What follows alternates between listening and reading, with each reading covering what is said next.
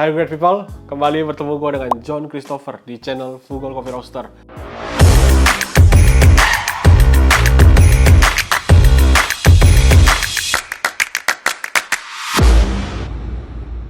Dan hari ini kita akan membahas tentang mouthfeel. Mungkin dulu kita taunya tentang body, tapi sekarang body peruntukannya lebih ke espresso, dan mouthfeel kita selalu pakai definisi baru ini di filter coffee. Nah, apa sih sebenarnya mouthfeel itu? Kadang kita fokus ke flavor, kadang biasanya kita fokus ke aroma, kadang biasanya kita fokus ke acidity, tapi kita lupa kalau mouthfeel itu juga salah satu elemen penting yang bisa membuat kopi yang kita minum rasanya nyaman, pleasant di mulut atau tidak. Body atau mouthfeel biasanya kita kategorikan ada beberapa jenis. Yang pertama, kita akan mengklasifikasikan mouthfeel berdasarkan weight atau berat. Apakah dia low weight, medium weight, atau medium high weight, atau high weight. Secara bobot di mulut, apakah dia berat atau tidak. Biasanya kita juga bisa mengklasifikasikan mouthfeel ini ke dalam beberapa jenis. Biasa ada yang disebut dengan silky. Silky itu biasanya kayak kita minum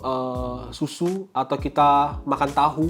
Nah, itu rasanya silky. Ada juicy. Juicy itu kayak ketika kita makan buah yang seperti mangga, asam berair, yang fruity itu. Nah, itu juicy. Ada yang sirupy. Sirupy itu yang manis banget teksturnya. Ada pula jenis mouthfeel yang negatif. Misalnya kita ngomong gritty, harsh, dry, astringent. Itu adalah jenis-jenis mouthfeel yang negatif. Rasa-rasa ini hanya akan bisa kita komparasi bersama kalau kita duduk bersama dan kita ngopi bersama dan kita ambil study case. Ini kopinya kita minum bersama. Nah, ini rasa silky kayak gini, rasa juicy kayak gini, sirupy kayak gini. Tapi ketika gua menjelaskan langsung ke great people di depan kamera itu agak susah. Jadi cara paling gampang adalah great people datang ke Fugol, minum kopi di Fugol. Kemudian great people bisa tanya langsung ke barista yang bertugas, ini mouthfeel-nya apa? Jadi mouthfeel ini bukan tentang alat sebenarnya, tapi sebenarnya tentang parameter seduh. Nah, jadi kalau dalam SCA, mouthfeel itu atau body didefinisikan sebagai berikut. Body, the quality of body is based upon the tactile feeling of the liquid in the mouth, especially as perceived between the tongue and roof of the mouth. Jadi ketika kita masukin liquid ke dalam mulut, biasanya liquid tersebut akan terkumpul di atas lidah, dan biasanya ketika kita tempelkan lidah tersebut ke langit-langit lidah kita, kita bisa merasakan mouthfeel atau body. Kita bisa merasakan apa itu keras, harsh, apakah itu dry, apakah itu juicy, atau silky, atau sirupy, kita bisa rasakan itu. Misalnya mouthfeel yang light, biasanya dia akan ringan, bersih, dan cepat hilang. Jadi bersih aja. Kalau biasanya dia medium weight, biasanya dia seimbang, tidak terlalu berat, tidak terlalu ringan. Dan biasanya kalau full body atau full mouthfeel high weight atau medium high weight, biasanya dia tebal dan kental dan berasa kayak berat di mulut. Nah, yang paling gampang great people bisa bayangkan adalah great people minum air putih dan great people minum fresh milk atau susu UHT. Air putih dia tuh akan ringan, bersih. Kalau mouthfeel dari susu dia akan tebal. Nah, itu perbedaan mouthfeel yang paling ketara. Atau biasanya kita bisa sebut dengan bahasa lainnya adalah viscosity atau kekentalan. Kekentalan dari setiap cairan liquid itu berbeda-beda. Nah, kekentalan ini yang kita sebut biasanya dengan mouthfeel. Sensasinya itu apa? Kebayang ya sampai di sini ya. Jadi intinya kalau great people penasaran body itu apa sih, mouthfeel itu apa sih, tactile itu apa sih, great people minum air putih sekarang. Kemudian great people minum minuman botolan misalnya minum new green tea, atau misalnya minum teh botol, atau misalnya minum susu. Nah, itu viscosity-nya akan berbeda-beda dan mouthfeel-nya juga akan berbeda-beda. Kalau great people minum teh, biasanya mouthfeel-nya dry, rasanya kering di mulut, ya kan? Nah, kalau great people minum air putih, biasanya cuma ringan, bersih. Biasanya kalau great people minum susu, ini kok rasanya lembut, ya silky. Nah, itu bedanya mouthfeel. Pertanyaannya, apa sih yang mempengaruhi mouthfeel? Yang pertama adalah jenis kopi. Arabica pasti lebih ringan. Excelsa, Liberica, Robusta, mouthfeel-nya pasti lebih cenderung berat. Kemudian proses pasca panen. Biasanya pasca panen seperti natural dan honey akan memiliki mouthfeel yang lebih berat ketimbang kopi-kopi wash. Nah, contohnya sekarang kita lagi nyeduh kopi dari Latimojong.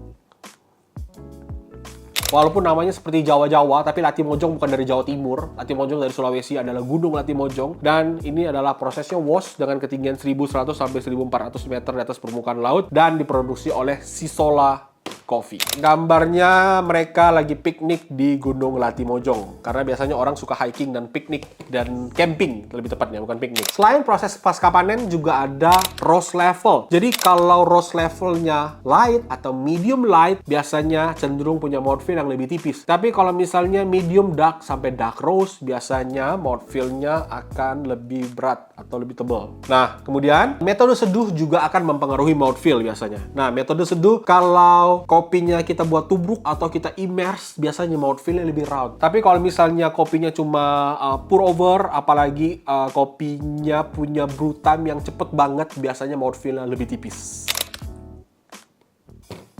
Dan yang terakhir adalah grind size dan rasio. Grind size yang lebih halus udah pasti mouthfeel-nya lebih tebal. Rasio yang lebih pendek udah pasti mouthfeel-nya lebih tebal. Jadi kalau great people minum kopi nyeduh, rasanya kok tipis banget ya. Tinggal halusin grind size-nya, tinggal turunin rasionya biar kopinya lebih tebal. Kalau kita mau ngomongin lebih detail tentang mouthfeel ini,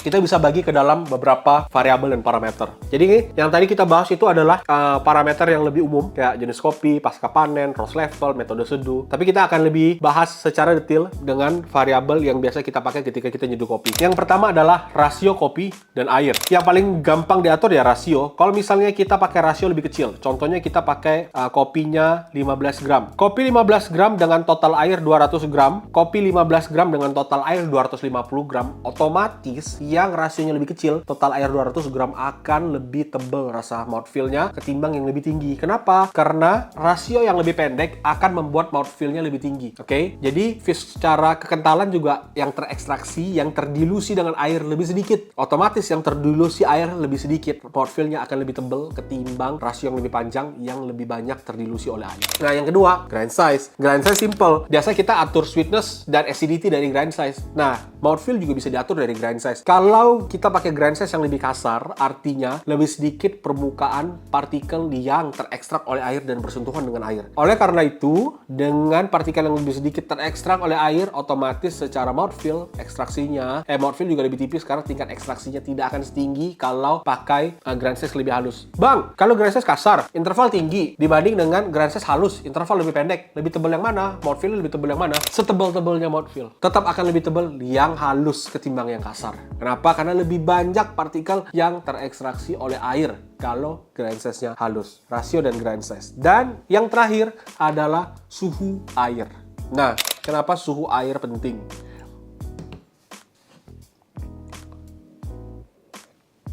Great people mesti ingat, ketika kita nyeduh kopi, kopi itu selalu berhubungan dengan energi. Energi yang lebih tinggi akan menghasilkan ekstraksi yang lebih tinggi. Energi yang lebih rendah, hasil ekstraksinya juga akan lebih rendah tingkatannya. Contoh, kalau great people pakai suhu air yang lebih rendah, otomatis tingkat ekstraksinya bakal lebih rendah. Hal ini bisa dibuktikan kalau great people punya refraktometer di rumah. Jadi kalau great people nyeduh dengan grind size yang sama, great people nyeduh dengan suhu 80 derajat dengan interval yang sama, dan great people pakai suhu 96 derajat, otomatis 96 derajat akan memberikan TDS yang lebih tinggi. Kenapa? Karena energi yang dipakai untuk mengekstraksi partikel kopi tersebut lebih tinggi. Hasilnya, tingkat ekstraksinya, dan organic acid, volatile compound, chemical apapun itu yang ada di dalam kopi akan lebih tinggi tingkat ekstraksinya karena dia terekstraksi lebih banyak karena suhu airnya lebih tinggi. Kita masak dengan api yang lebih gede akan lebih cepat gosong masakan kita timbang api yang lebih kecil. Api yang kecil cuma panas, suam-suam kuku, nggak masak-masak. Tapi kalau apinya kegedean justru bisa overcook. Kopi juga sama. Kalau suhunya terlalu tinggi, dia bisa terlalu tinggi hasil ekstraksinya dan mouthfeel bisa terlalu tebal. Tapi kalau misalnya suhunya terlalu rendah, mouthfeel juga bisa jadi terlalu tipis. Oke? Jadi itu adalah 3 hal detail: rasio, grind size, dan suhu air. Great people, jika great people ada penemuan sendiri, oh ternyata bang, ini bisa merubah grind size, merubah mouthfeel kalau misalnya lu iniin parameternya. Atau bang, lu bisa buat variabel kayak gini supaya mouthfeel lebih tebal, supaya mouthfeel lebih tebal. Great people bisa tulis di kolom komentar, oke? Kita juga akan coba compare, dan mungkin ada hal-hal yang terlewatkan oleh kita dan kita belum belajar. Tapi kalau great people punya ilmu baru, silahkan komen, kita akan coba terapin. Oke, jadi sekian great people. Untuk menjawab pertanyaan-pertanyaan great people, apa parameter dan variabel yang bisa mempengaruhi mouthfeel atau body di hasil suduhan kita sudah jelaskan tadi. Jangan lupa Great People, cek Tokopedia, cek Shopee, TikTok, dan blibli.com kita. Ada kopi dari Latimojong, Sulawesi. Dan jangan lupa like, subscribe, dan komen jika ada pertanyaan. Jangan lupa share ke teman-teman jika Great People merasa video hari ini bermanfaat untuk Great People menyeduh di rumah. Oke? Sekian Great People, terima kasih. Sampai bertemu di video selanjutnya. Bye-bye.